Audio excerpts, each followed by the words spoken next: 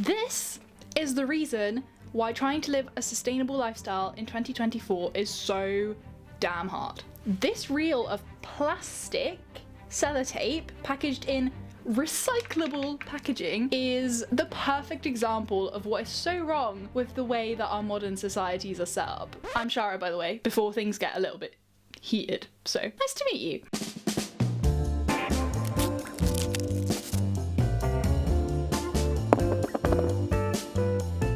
This little thing is a surprisingly good example of the norms around how the things that we use today are made, how we buy them, how we use them. So good, in fact, that as I was walking back home with it, I just kept thinking and thinking and thinking about it, so that by the time that I got to the front door, I knew that I had to make a dedicated video about this sellotape, okay? This is not sponsored by Sellotape, and I hope that I am never sponsored by Sellotape. Drink every time she says sellotape. I mean, it's just tape, right?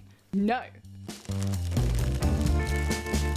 This is the physical manifestation of greenwashing, of the fact that the default normal thing for us to buy these days, and the thing that's likely to be in our little corner shop, is likely made of plastic but greenwashed with a little green badge to make the companies that make it, as well as us, feel better about ourselves. I hate the fact that after so much talk about the climate crisis escalating, about extreme global heat, about flooding, about net zero targets, and all these policies and promises and pledges to do with the climate, the default when you go to buy something is still the plastic greenwashed version of it. The norm literally everywhere, or at least in the most accessible places, is still the plastic stuff. If there's only going to be one variety of something in a shop, like in a smaller corner shop like the one that I went to, the likelihood is that it's going to be the big brand that is making stuff from harmful materials and probably exploiting people and the planet in the process, because that is business as usual these days. That is the capitalist business as usual norm. This will end up in landfill, probably shedding microplastics into our oceans, which will get eaten by the fish and probably end up in our blood. And that is not like a conspiracy theory, that is proven science, okay? This thing is harmful. But the thing that really takes the cake here for me is the packaging, and the fact that they have put this little green badge on it that says recyclable packaging. So they've just swapped the plastic bag that this used to come in for a paper version so that you can put it in your paper recycling and recycle it. But it's not even made from recycled paper itself. The innovation on display here from the Sellotape team, it's beautiful, really. It's revolutionary. Now, I have to say that me being me, I had to look up who owned Sellotape, whether they had any sustainability commitments, and Sellotape is actually owned by a company called Henkel, so they had some sustainability commitments on their page. It was kind of the usual spiel, so by 2030 all of our global sites will be climate positive, 100% of the electricity we use will come from renewable sources, blah blah blah blah blah blah blah blah. They're doing something to make their business a little bit more sustainable, but at the end of the day, the thing that I'm holding in my hand as the customer is still made from plastic, and it's plastic made from oil being a fossil fuel, the thing that, you know, we're supposed to stop burning if we want to stop it from killing us by overheating the planet. We need to stop doing that like yesterday. Sorry, we need to stop doing that like decades ago.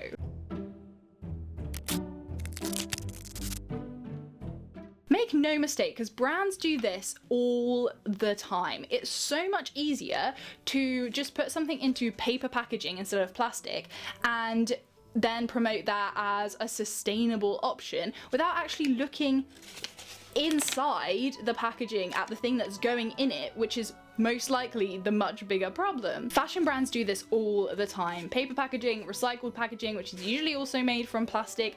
They swap out their packaging and then they put that on their sustainability page as if it's this some great big leap forward, when really the thing that you're buying, if it's from ASOS, from Boohoo, from New Look, from Cider, from Shein, all of these places, the stuff that's inside is probably made from like polyester with harmful chemicals, and the people making it aren't even paid a living wage. So the thing inside is what we should actually be caring about, not like the outside, okay? This is such a small part of what we need to be talking about. Now, I really hate to admit this at this point in the video, but Sellotape, it works, right? Like, you know what you're gonna get when you buy a roll of Sellotape like this. You know it's gonna work. It's tried and tested. Now, the thing is that I did actually have a roll of plastic-free Sellotape right here, right? Okay, but the thing about it is that it's shit. So, like, look at this. I don't know if you can see that. Look at, like, it splits apart. Not doing a good job with the summer. So when you peel it off, at some point, it like takes the next layer of the tape with it, so that you end up peeling off a whole bunch that isn't actually sticky.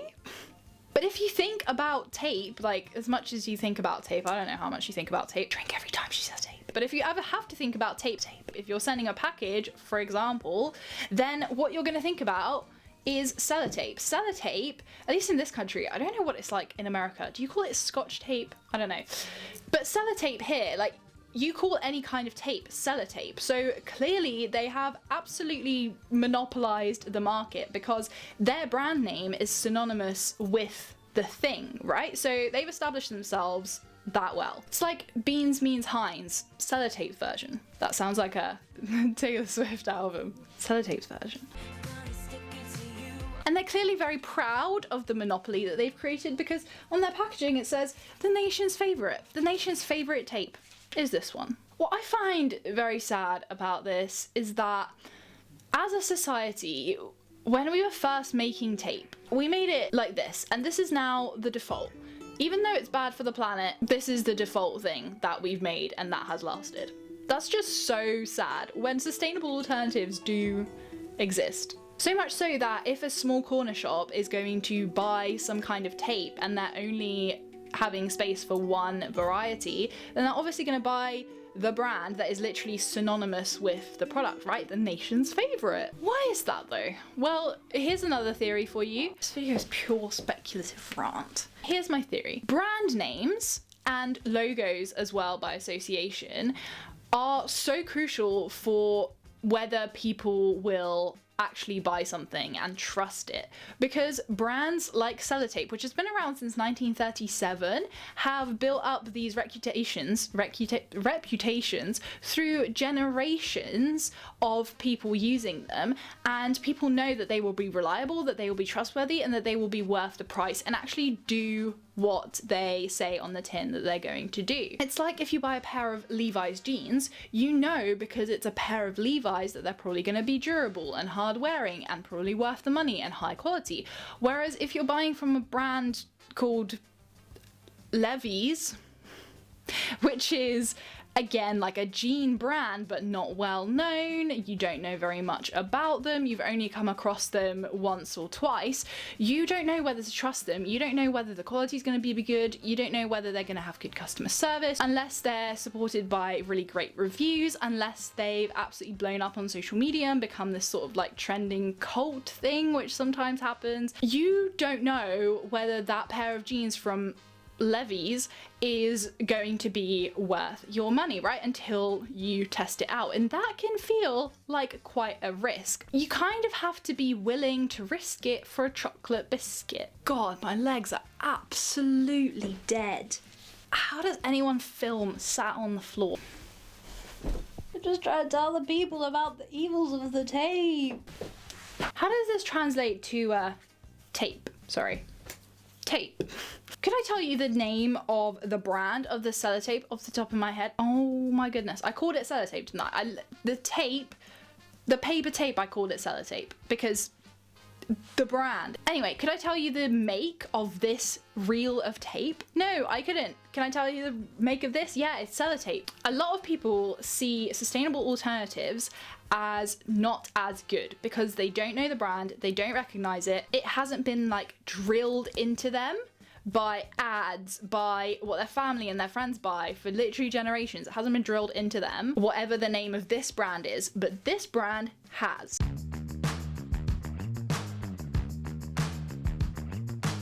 I think that people thinking that sustainable alternatives are not as good does come down to a few different factors. One of them just being that sometimes they aren't as good, but then we have to look at like, why are they not as good, or why are they not as effective as the big brands? And sometimes I think that it could just be down to the fact that they just haven't been around long enough. They haven't been around for decades to go through decades of product iteration and development to make their product as good as the leading household names, right? But they're never going to get there if we don't actually support them now. But there's also a second reason of the brand not being instantly recognizable yet. Even though the product might be amazing and even better than the household names, they are still competing against these giant corporations that have a massive share of the market, if not a total monopoly over it. And it's really hard to get people to change their habits and to buy something new. As an example, I happen to use this refillable Life Supplies toothpaste, which comes with these refills. These are recyclable pouches, and there's like 3 refills of this, I think, in one of these. This is on a subscription. It just comes to me on like a 3-month basis, I think, and I just refill this, and it's a really cute little thing, goes in the bathroom, looks nice. And so I haven't bought a Colgate or an Aquafresh normal tube of plastic toothpaste for months now. But is this a little bit weird?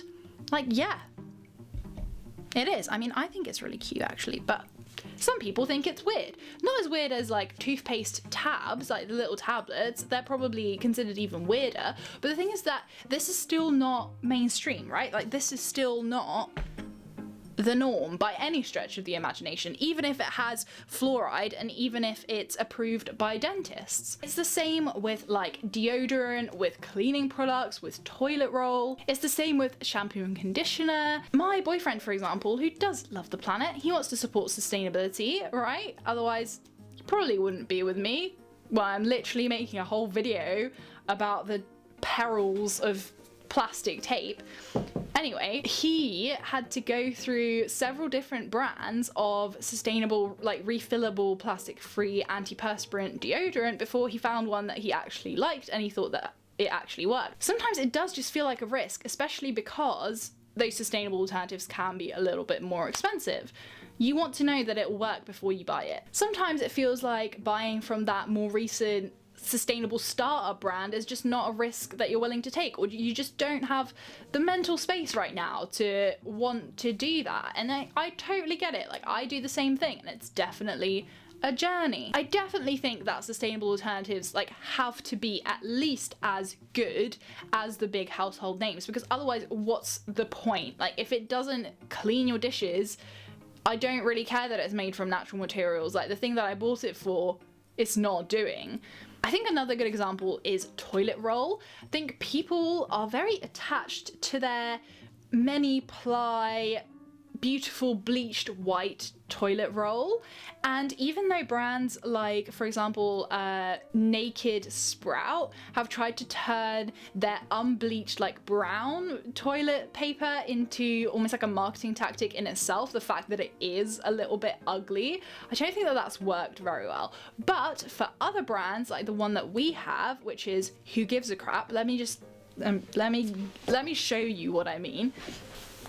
So we use these ones. These are the bamboo luxury rolls, I think. But the thing about these is that they are like white, they look normal, and they're very comfortable. Is that the right word? I don't know. Luxurious, but they are also very pretty, very Instagrammable, but they are also really funny. Like, they have some very nice copywriting on there. It's entertaining. It's a little bit extra that makes you actually want to buy this as a sustainable alternative over whatever those Andrex, you know, the ones with the puppy. Add that to my little collection of sustainable swaps. But anyway, back to the matter at hand. The tape. Everything always comes back to the tape, you guys. So we might not buy the sustainable version of this because we don't think that it will work, and because the brand names just don't have as much clout yet, as much of a good reputation. But there's another factor at play as well, and it's the fact that the sustainable alternatives, imagine that this is like a good sustainable alternative, that it actually works, because I have had ones that actually work. This thing is not stocked, but this is stocked in the supermarkets. 99% of the stuff that's stocked in supermarkets, even though sustainable swaps are becoming a little bit more mainstream, there's more demand for them, so supermarkets are starting to stock some of those refillable, more sustainable, natural things. 99% of the things that you will buy in a supermarket will be of this variety, right? Sure, a lot of them are now greenwashed to make you think that they are better than they are, because companies are catching on to the fact that people now want things to be sustainable, but actually they're willing to buy it just with a little green tick, a little green leaf on it, because it kind of looks more sustainable, so it appeals to that sort of morality complex of them wanting to do something good for the planet. A topic for a whole other video. But to truly swap things out in your life, you will need to buy this stuff online. Like, I got this one through Etsy, and all of these I got on a different website. And the cool thing is that with a lot of these you can set up subscriptions, so it's actually more convenient than having to buy things every single week in your weekly shop. But it's quite a lot of work, especially if you are just trying to make quick, easy decisions, to research all of this stuff, to know where to go for it, to know what even to look for, because there is a lot of like very subtle greenwashing about these days where things appear to be better but they're actually not. There was a recent study that showed that some of these toilet paper brands, not this one, but some other ones that said that they contain bamboo actually didn't contain bamboo. So it can feel like a bit of a minefield, and like you have to do so much research and watch a lot of my YouTube videos to understand exactly what you need to buy and what you need to look out for, and people just don't have the time or the inclination. Like, not everyone is like me, not everyone is so invested in sustainability that they make YouTube videos in their spare time about it. People want things to be easy. Things just need to be easy, otherwise no one's gonna do it. You don't have to go through this entire process if you're buying the Heinz ketchup or the Dove deodorant. You just see it, you know it, you recognize it, you buy it. It doesn't require any additional brain space, but you do have to go out of your way to get the sustainable option. And mind you, you also have to think much further ahead, which is again a whole other layer of mental load, right? Because if I wanted to use a better actual working version of this for packaging up this package, I would have had to buy it several days before I wanted to send my package to make sure that it arrived in time and everything, whereas this I just picked up on the day. And I'm saying this as like someone in my 20s, childless, no major money problems, like basically the most free of mental load that I will probably ever be in my life. So compare that to like the single mother of 3 kids who's just trying to get through this weekly shop while they've got the smallest one sat on their hip like screaming the whole time. She's just running around trying to find the brands that she recognizes so that she can just chuck them in the basket and be done with it. She is not spending hours browsing on ethical consumer and good on you and like all of this to make sure that everything that she buys is the most sustainable possible. Some people just don't have the time or the space in their brains. And there's definitely a social element too, right? Like, especially with younger people where there's such a need to conform to everything that your peers are doing and how they're dressing and the things that they're buying. If you're choosing to buy something that's a little bit out there, that's less well known, you might get teased for it. Like, it might be seen as a little bit weird. For example, shopping secondhand, buying in charity shops, like thrifting, all of those things were very uncool before the depopification of fashion came about. But I digress. Some people might respond that, like, and this is what my parents said, that maybe people just need to be better. They just need to be better educated. They need to spend more time on this. They need to really think about what they're buying, and they just need to do better. Like, it's down to the individual. But I just think, no, it's just too much effort.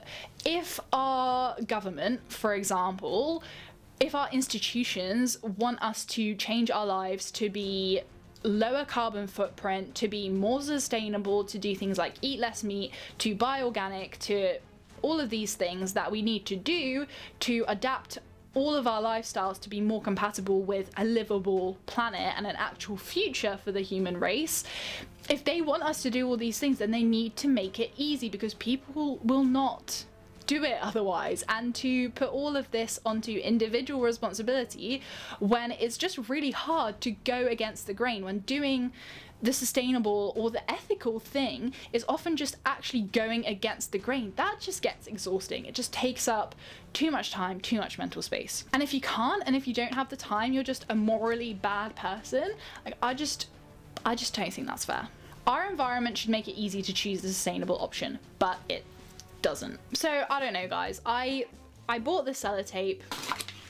I saw the packaging. The thoughts, they spiraled from there. I hope you found this video relatable. Hopefully you find this kind of stuff as frustrating as I do. If you do, then let me know in the comments, and do leave a like to help us get over this gap and to be able to buy those sustainable alternatives without thinking of it as taking a risk. I will leave some of my favorite recommendations for the sustainable alternatives that I use and that a lot of people are now trusting, and hopefully that will help you a little bit on your journey as well. If there are certain products that you swear by as your favorite sustainable swaps, then do leave those in the comments below, just to make this journey a little bit easier, so that we can have a little bit more of this and a little bit less of this. Stay kind, and I will see you later. Bye.